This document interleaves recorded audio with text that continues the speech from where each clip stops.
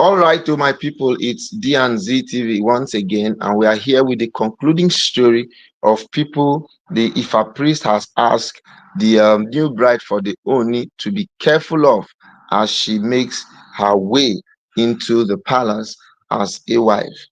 The Ifa priest recently also said the second group of people that are those who are ignorant and the naive ones. These people are blank, shallow, fragile, and volatile. They are open to accept anything manipulated by the wicked. They are easily used by the wicked to harm the innocent, thinking they are doing the right thing. These people are the carriers of rumors and unverified blackmails against others, especially those who are doing well in their personal lives. They can be easily swayed to become ignorantly very aggressive, and by so doing become easy pawns in the hands of the wicked. Unfortunately, they are in the majority and unavoidable, and it requires more wisdom, tolerance, and grace of God to survive in the circle of these kinds and shallow minded multitude, especially in a political environment today where blackmailing, witch hunting, slandering, and character assassination has become a norm. Yet, living in the midst of these people is a reality staring us in the face as the days go by. This is why there are some things you get to know in the future about the same man you are getting married to. Because you trusted him or her more than ever, even your legs, then you might be tempted to regret for the rest of your life. These people have no memory of any good thing done to them by anyone except in the very now. After that, nothing more concerned them with. In fact, they are sustained on the premise of survival of the fittest mindset and have no emotions attached to any of their dealings with humanity. They are usually conscienceless, mischievousness, blank, and don't care about the future. What matters to them is only the present and not the future. And as such, building a long time relationship is never in their mentality. Now, this all of this is actually coming from the Ifa priest to the new wife of Oni of Ife, so that she will not make the mistakes that other people make. These are the most unfortunate set of living beings operating with dead conscience in a living and movable body in form of human beings. May God Almighty help us.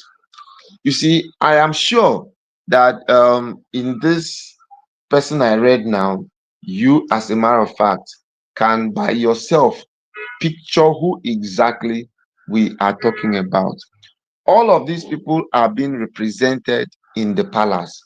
The earlier you are able to understand who this person is, the better. And that is because they all represent one person in the palace. To make matters worse, some of them go as far as wearing multiple religious titles, hiding under these religious cloaks to execute their anti humanity tendencies. You see, tendencies are so abroad in such a way that when they now come together to fall apart, they now actually become a little bit difficult. And there are a lot of them who always try to form holier than thou attitude. They will always be the first to be in religious grounds. They do all of that just because they want to be seen as good people. The last group of people the Ifa priest has warned the new bride to be careful about are those ones who are selfish and greedy set of people. These people are what we regard as protocol breakers. They hate doing things right unless it's that which represents their personal interest and nothing more. These people think about themselves first and only, and that any other person is not important. Although this set of people are not very wicked, except when their interest clashes, and they can do everything humanly possible to ensure they resist whatever will not be in their interest. No matter whose ox is God, there are people who are extremely the embodiment of corruption and do not care about anything or the damages in pursuing their interest may cause to the society at large.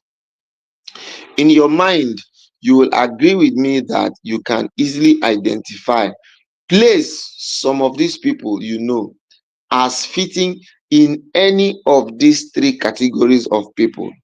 They are not far-fetched. In the palace, you will see them. There are also names, pictures, or memories of other experiences of people who acted against you directly or indirectly, and you have already placed them amongst the three separate groupings. But you do not think you are equally fitting to be placed in any of this group. Funny, right? And I smile. He gets why. You see, the way this Ifa priest is behaving, this Ifa priest is behaving like a Gen Z body Ifa priest because of the kind of language he uses. In a moment like this that you are joining us newly, have you carried out rumors against someone that is later turns out to be false? A lot of these people have a way of carrying false rumors. Have you conspired with people against someone else without the person offending you in a way? Have you ever lied against someone and you now know it? Have you deliberately condemned someone just for nothing? But jealously, have you killed before, both in real killing or with your tongue? Have you done something that has actually caused people pains, destiny lost, and putting them in perpetual tears and regrets? Have you been in a position to help and refused to do so, but regretted your actions later? While you are still trying to picture people who fit in any of these three categories of people, as described here, you do more to justify your thinking by also fitting it yourself. If you can't add value to people, don't destroy them because everyone must be rewarded either through you directly or your children. But in whatever you do, know that karma is real. Now, this took a long toll. The only true wisdom is in knowing that you know nothing. It is very, very important and vital for the Ooni's new wife to know that there are different sets of people in the palace. These sets of people can, in a lot of ways, come up with very different ideologies that no one can comprehend and no one can understand. It does not matter how deep one tries to remain relevant. All that matters is the fact that no matter what happens, no matter what the Ooni does, new wives will still come to the palace. And when all these new wives constantly come to the palace, they will always bring issues and problems to the palace. And these issues and problems, where they continue to come like that to the palace, the only thing that can happen is that the Ooni needs to remain relevant and very, very thoughtful. All right, people, this has been D and Z TV. We urge you all to click on the subscription button, comment, like, and share. And if there's just anything you want us to say on this video, let us know and we will bring it to your notice. Thank you and see you some other time. Bye bye.